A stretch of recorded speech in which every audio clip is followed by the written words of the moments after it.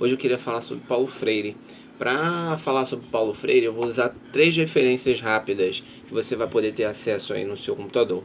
A primeira é a Wikipédia, que é só para pegar os dados de nascimento, dados de onde se formou, em forma geral, quantos anos, essas coisas. O segundo dado que eu peguei foram os dados de livros e principalmente as referências que eu tenho acesso na faculdade, mas claro, como minha faculdade é o UERJ está em greve, não tem como fazer isso. A terceira referência é um professor que eu considero uma boa qualidade de ensino, que é o professor Pierluigi Piazzi. Ele é um professor que ele se considera o professor mais de cursinho, porque ele inventou uma técnica de aprendizado melhor do que as técnicas convencionais. Essa aqui é minha sobrinha, a Roxana. Ela tá fazendo um monte de arte aqui, mas eu tô querendo ficar um tempo com ela para poder ir aprendendo como ela fica, né? Roxana, tudo bem? Não cospe não. Quer um abraço, né? Vou te dar um abraço, vem cá. Então, o Paulo Freire está dizendo aqui no Wikipédia o básico. Aliás, na verdade está falando bastante coisa, no final está dando bastante referência. Mas eu queria falar especificamente sobre quais são os fundamentos dele. O Paulo Freire, ele se desenvolveu na área de pedagogia, ele nasceu em Recife, ele tinha 75 anos, ele morreu em 1997. E ele desenvolvia a prática pedagógica, a prática da pedagogia ficou conhecida como pedagogia do oprimido, onde ele tinha um desenvolvimento que batia no classicismo, no clássico, na ideia do ensino metodológico nos colégios, um método que o aluno tinha que ser aprovado ou reprovado diante do que ele era ensinado, só que especificamente Paulo Freire desenvolvia o construtivismo, a ideia de que o aluno ele tinha que ir aprendendo de acordo com a própria capacidade, e a construção total do aluno ia ser de acordo com o que ele era capaz, não existia uma aprovação em cima disso. É claro que a base dele sempre foi o alfabetismo. Então, o alfabetismo do Paulo Freire ele se desenvolvia a partir de uma técnica que era aproximada da pior técnica de ensino que existe, que é a técnica global. O ensino global ele é o ensino da seguinte forma: você trabalha com imagens e usa palavras como se fossem imagens também. Se você tiver uma palavra do tipo, por exemplo, você tem um cotonete, você tem uma imagem chamada um desenho de cotonete, e você tem uma palavra escrita cotonete, e aí você associa cotonete àquela palavra escrita cotonete. Aí a pessoa pega cotonete, que é o desenho, que é a figura, e você pega a palavra cotonete, e a pessoa vai entender. Pronto, a criança está alfabetizada. Não é nada disso. Alfabetizar é você juntar e entender cada símbolo, cada símbolo do alfabeto, com cada vogal, entender a formação daquele som, daquela mistura que forma aquela palavra, e que ela tem um sentido prático que pode ser usado como vários outros sentidos. E com isso você forma palavras, você forma frases, e nesse desenvolvimento você tem que fazer isso na fase da infância. Esse desenvolvimento é muito importante, e o método clássico da repetição na parte da infância, o desenvolvimento alfabético, ele é extremamente importante, e o Paulo Freire ele desconstruía esse pensamento. Ele dizia que a criança tinha que ficar aberta ao desenvolvimento, e o principal aprendizado dela tinha que ser no espaço onde ela estava se desenvolvendo, associando as questões da vida dela com as questões do aprendizado dela. Ou seja, ela entendia-se como uma ensinada, uma ensinada diante do mundo para que ela possa aprender, e que as coisas que estavam à volta dela era o que fazia com que ela refletisse o próprio ensinamento. E uma das principais coisas era que todo mundo estava aprendendo. Calma, Roxana. Inclusive o professor. Então o professor ele estava aberto para o ensino. Se ele estava aberto para o ensino, ele também era um ensinado. Então não existia patamar entre professor acima e o aluno abaixo. Isso destruía a relação de ensino, porque você não conseguiria diferenciar quem ali tinha o ar de autoridade para dizer o que era certo ou errado. Isso demanda uma certa inconclusividade do próprio aluno em dizer o que está certo e o que está errado a respeito do próprio ensino. E aqui o professor Pierluigi Piazzi, que eu citei, ele abate bastante isso com o ensinamento do imprinting, que é o quando o pato, né? O pato, ele nasce do ovo, a primeira coisa que ele vê, ele diz que é mamãe. E vocês podem procurar na internet, o método de aprendizado de Pierluigi, Piazzi. E além dele debater isso, dele discutir isso, ele infelizmente faleceu em 2015 também. E além dele, tem vários outros professores que criticam o método Paulo Freire, inclusive pela relação dele com as questões sociais, porque ele era claramente a favor da ideologia política de esquerda. Ele era considerado comunista, e é claro que através dos livros dele, ele desenvolvia a ideia de construtivismo social do próprio alfabetismo. Não tem uma ligação uma coisa com a outra. É claro que o meio você transforma através das suas ações, mas não que você só aprenda através da construção do meio social político. Não é assim. O meio social político pode impedir ou favorecer com que você aprenda melhor, mas você não se desenvolve mudando o meio. Isso só pode quando você tem o seu ensino completo, e aí você vai poder trabalhar o pensamento em cima disso. O que foi, Roxana?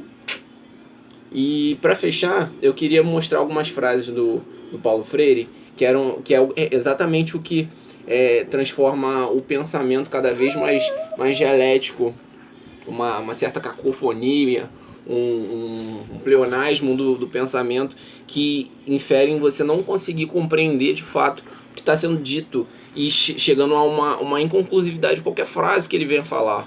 Por exemplo, uma frase que está aqui num vídeo, tente não rir, né? Mas essas frases, elas estão na parede da minha faculdade. Vamos lá, eu tive que passar a Roxana pra minha mãe. Na verdade, não há eu que se constitua sem um não-eu. Por sua vez, o não-eu constituinte do eu se constitui na constituição do eu constituído. Isso é quase um trava-língua. Desta forma, o mundo o mundo constituinte da consciência se torna o mundo da consciência, um percebido objetivo seu, a qual se intenciona. O sentido dessa frase é um pouco conturbado, porque cada palavra ela fica muito aberta para a própria reflexão.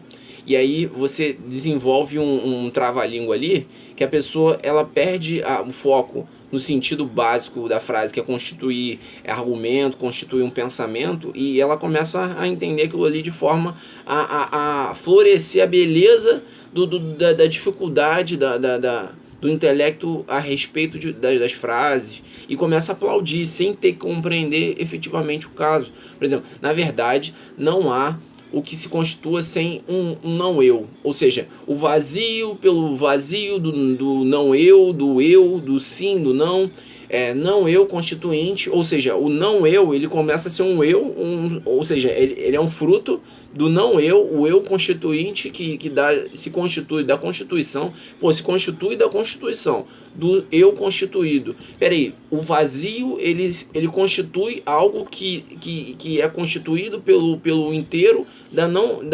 constituído da Constituição. Sabe, é um trava-língua, é muito sem nexo. Vou pegar uma outra frase aqui. Vamos lá. Esta é a razão pela qual o animal não animaliza seu contorno para animalizar-se, nem tampouco se desanimaliza.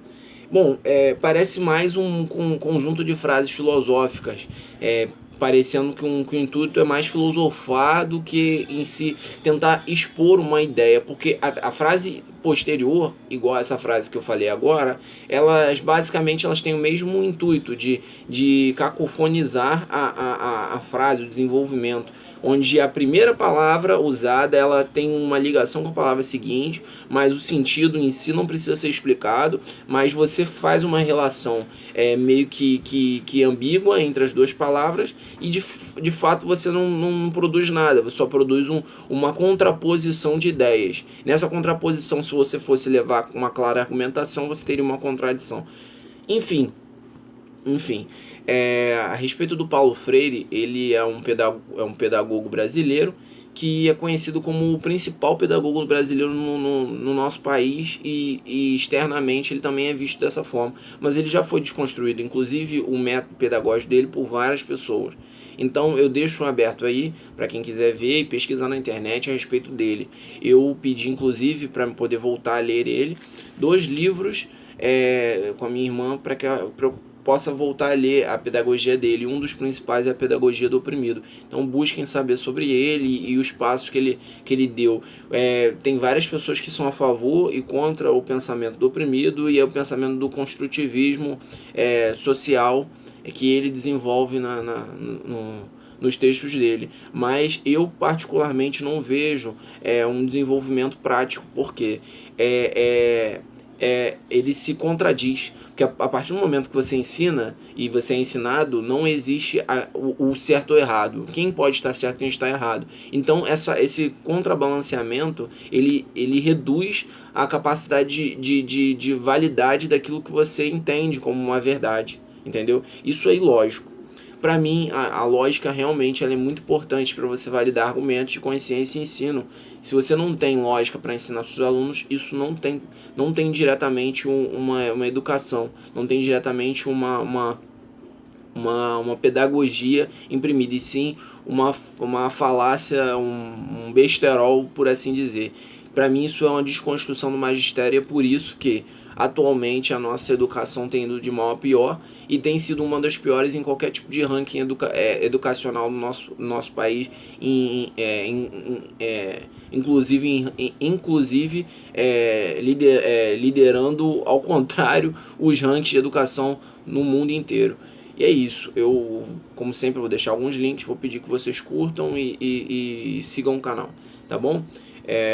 Possivelmente eu vou falar sobre outros políticos, mas eu acho que foi principal, porque os governos que a gente passou incluíram os métodos freirianos, como aprovação automática, que depois foi tirada, mas foi mantido o ciclo dos 2 ciclos fundamentais e o ciclo final, para que a criança não pudesse ser reprovada. Então ela ficasse 1, 2, 3, 4 e no último ela fosse avaliada para ver se ela continua ou ela é retida no colégio. Só que mesmo assim, eu que já fui estagiário do colégio Presidente Castelo Branco, eu percebi que isso não funciona. Os professores são incitados a passar os alunos para ter uma aprovação e com isso a manter o colégio aberto, porque se o colégio não traz rendimento, o colégio também é fechado, seja para o FATEC, seja para colégio público. Então todas essas questões elas têm alguma coisa a ver com a relação dela com o governo, com a política e com a educação. A gente perde com a educação, as pessoas que estão trabalhando elas precisam do emprego